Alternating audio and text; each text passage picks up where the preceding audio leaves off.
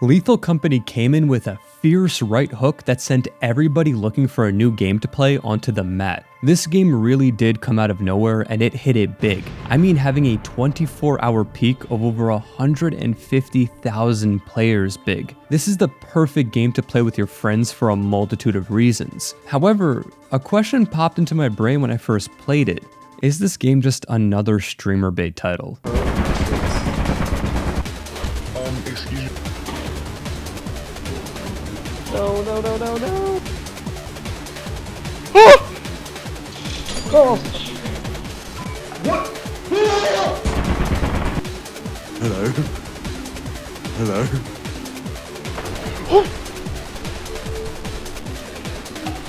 Oh. Yep! They're running!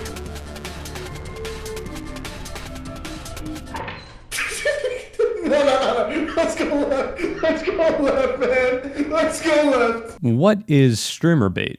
Simple. It's a game made specifically for streamers to play, which will hopefully lead their impressionable viewers to check out the game themselves. Now, I definitely did not coin this term, but I have heard it be used to describe video games made with the sole purpose for a streamer to play, either with friends or alone. You could argue that any game can be classified as streamer bait, but there is a discernible difference between a game that streamers play and a game made for streamers to play. The biggest culprit of streamer bait is a game that came out recently, Only Up. This game was everywhere, mainly due to the insane amount of streamers playing it and getting incredibly frustrated with it. Or shooting to set a new fastest world record. Your goal was to complete this stressful Roblox obby made of stolen Unity assets and make it to the top. It's simple, but that tends to be the point. It's a simple game, hastily cobbled together with an addicting gameplay loop that is basically advertised to stream viewers through the streamers themselves. Am I saying that Only Up paid streamers to play this game live? No. Streamer bait is very different from a sponsored stream. Companies pay streamers to play games live, while streamer bait is making a game with the intent to get streamers hooked on it, leading viewers to siphon towards it. This may sound like a stretch, but in the case of Only Up, a game that was removed from Steam because it used sound effects from Minecraft and Final Fantasy VII, a game that had NFT bullshit slapped onto it, it wouldn't surprise me if the devs made this game with this idea in mind. This might make you think that I believe all streamer bait titles are bad, but that's not true. Only Up's direct inspiration was a game called Getting Over It, another streamer/YouTuber bait title. The difference between the two is that Only Up sucks, while Getting Over It was pretty decent. Hello Neighbor, another streamer bait title, is literally that. It was very much streamer bait, with the devs begging MatPat to play it to uncover the cryptic secrets. That game also sucks. My point with this is to figure out if Lethal Company is just another streamer bait game. My answer to that is no. Lethal Company, at least on the surface, seems like a streamer bait title. Crappy art style, very bare bones content wise, procedural generation, and addicting gameplay loop. It checks all the boxes. Not to mention, this game is basically a goldmine for content generation. Open any social media app and you'll find a Lethal Company clip in like 0.4 seconds. But when you go through those points in more detail, you start to unravel why this game just isn't streamer bait. Let's start with the art style. Sure, the game looks cheap, but when you play the game for a bit, the art style becomes one of the best things about this game. It's charming and cute, but can also be straight horrifying sometimes. Oh. With the weird monsters and lifeless interiors. Selling items takes you to a planet with nothing but a huge wall and endless sea. When you're on the ship, it's cute. When you're out and about trying to find items to sell, you want to piss your pants. Pick that up, please.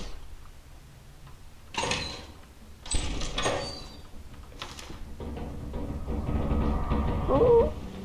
While the art style is both cute and petrifying, Oh, thank you. It's infinite. that doesn't help that the game is in early access, meaning there isn't much content, but that's also a little misleading. The game is $10.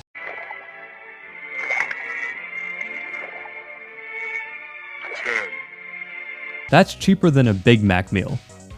I really wish I was joking. That makes it really hard to criticize, because I have 32 hours in the game so far, and I feel like I got far more than my money's worth. Not to mention that new content is being added to the game with an update that came out just a little under a week ago. Also helps that the game was made by one dude. Procedural generation is another thing that does feel a little baity. However, it's more a matter of necessity rather than being lazy. Again, one dude made this game, so you're gonna need to cut corners where you can. It also helps that the procedural generation does work in the game's favor. If every location was set in stone, the game would become stale immediately. It's the winding hallways, dead ends, stairwells, gaps to jump, endless bookshelves that all make us keep coming back. Are you kidding me? Leave me alone.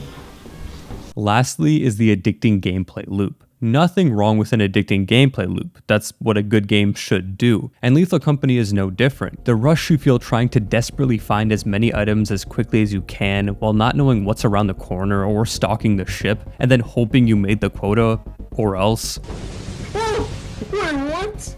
It's an unforgiving game that rewards patience and understanding, and that is what makes the game so addicting. Take this recent run me and a few of my friends attempted. We tried to hit a quota of 5,000, and we failed. But we did do incredibly well, especially without cheesing using seeds. At first, we didn't take it too seriously, but as the quota increased and the worlds grew more difficult, we had to lock in. Moving in and out, carrying items back to the ship like it was moving day, we were organized and quick, and reached our quotas with ease. Until we didn't. This is how the game really stands out from streamer bait titles. It takes elements from many other games and blends it up into an incredibly fun and thrilling experience. In the Obscure video, I mentioned that co-op horror games don't ever really work, because you'll always fuck around with your friends over taking any of it seriously. However, I think Lethal Company is one of the only games that makes co-op horror work. That is assuming that you're playing with in-game voice chat. Oh my god. That was our. I swear to God. You're not dead?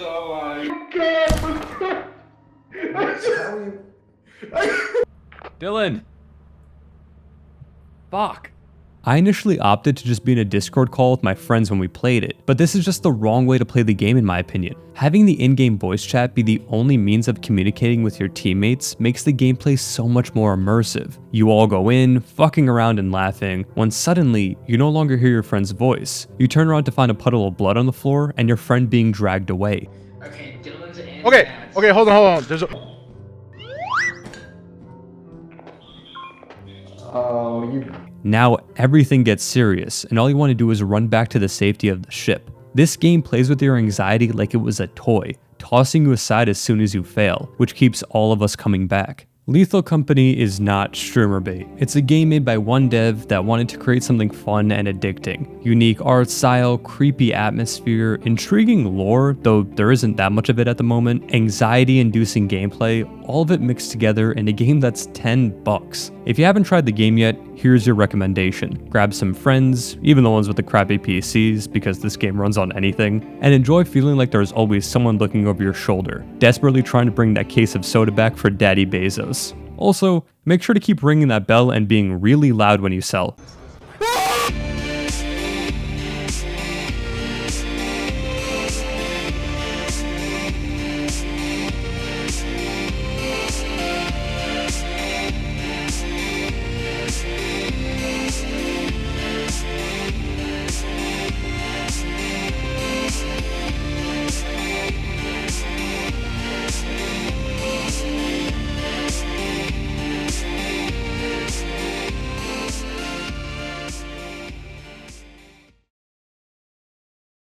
I'm Good. looking, I'm looking. You're looking? We're gonna go this way. There, just follow me.